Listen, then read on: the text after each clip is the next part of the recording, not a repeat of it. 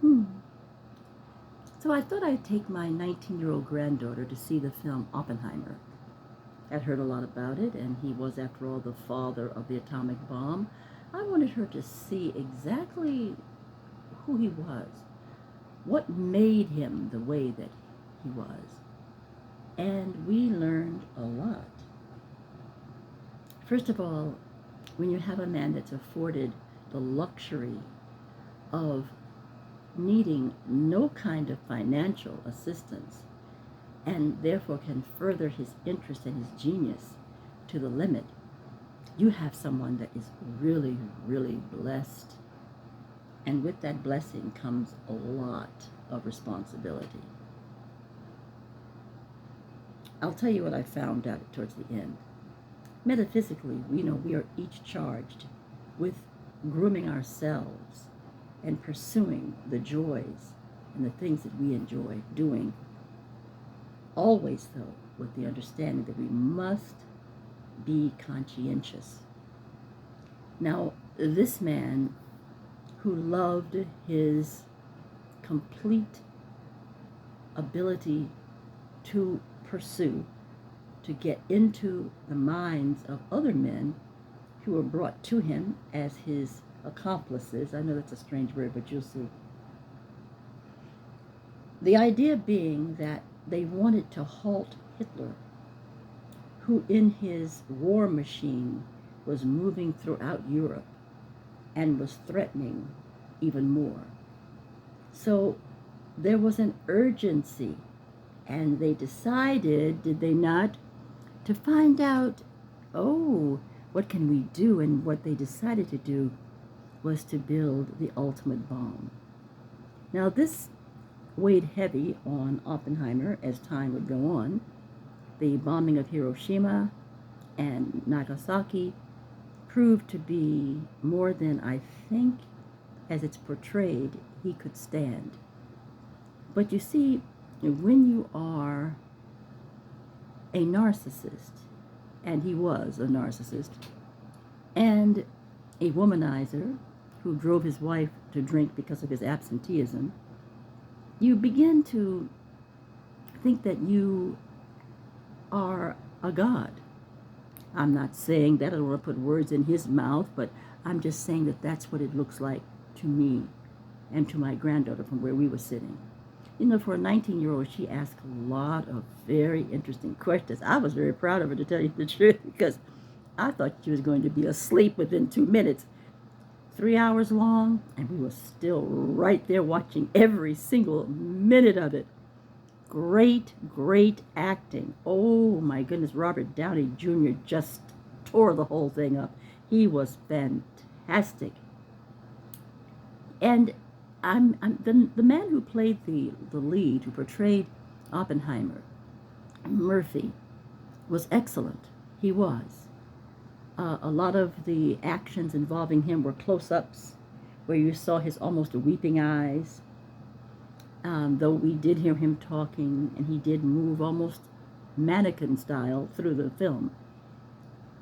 But we learned that America was mostly forgiving of people supposedly our enemies when they needed their talents.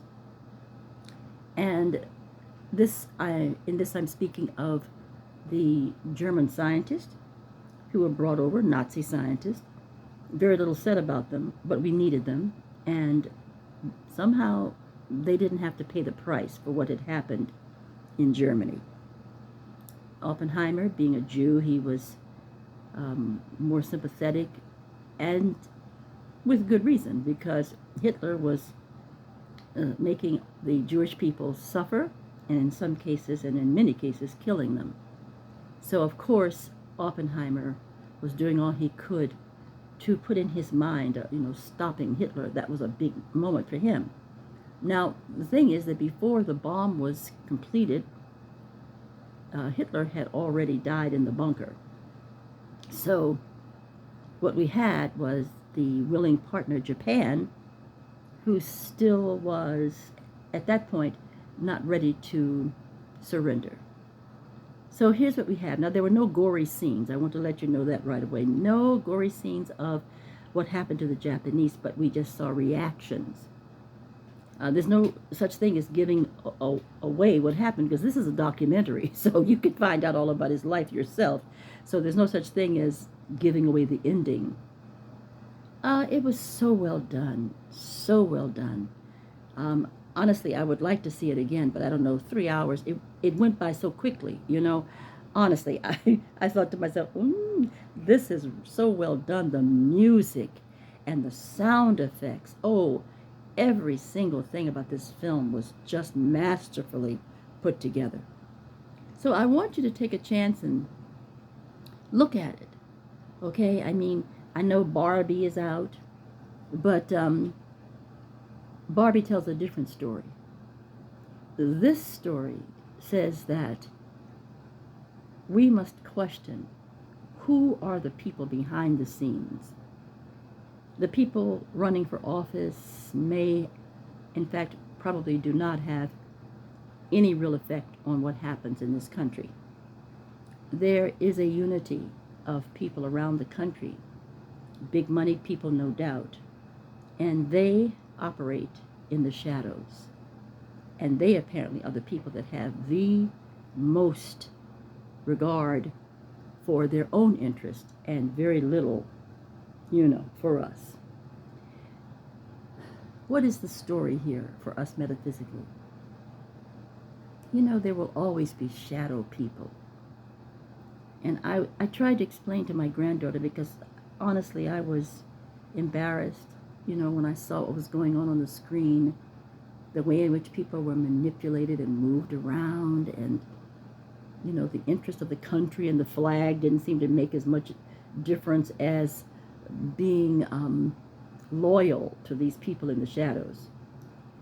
And I tried to explain to her what was going on, and that what we must do is to first love ourselves.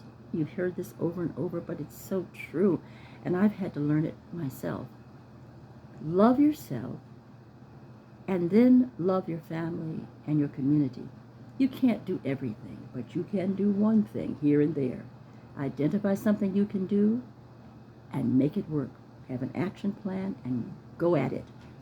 We have to, because I'm sorry to tell you this, but we are put here in a situation that will break us or make us. And this is the truth, both in our personal lives and in the political lives of our country.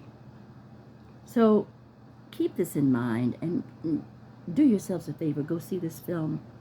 I did want to add something, because, as you know, our origins are from Africa. And guess what?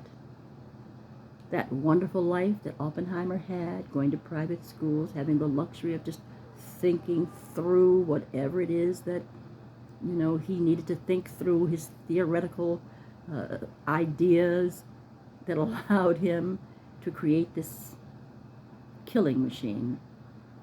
It was afforded to him because his father was involved with gold and diamond mining in South Africa.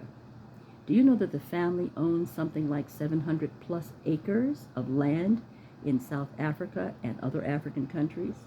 Let that sink in for a minute. Once again, our resources are funding the people who have the utmost control over our lives, our destinies, and especially our country's destiny. So keep that in mind. You were sent here to do what you can. It won't matter who the players are in the future, but it does matter now. I just really love all of you, and this was a brave new world for me when I saw it. I've rededicated myself to doing what I can. So, see you again soon. Know yourself. Take action. All right.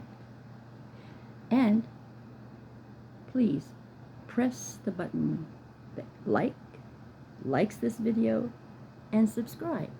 We would appreciate it. All right, thanks.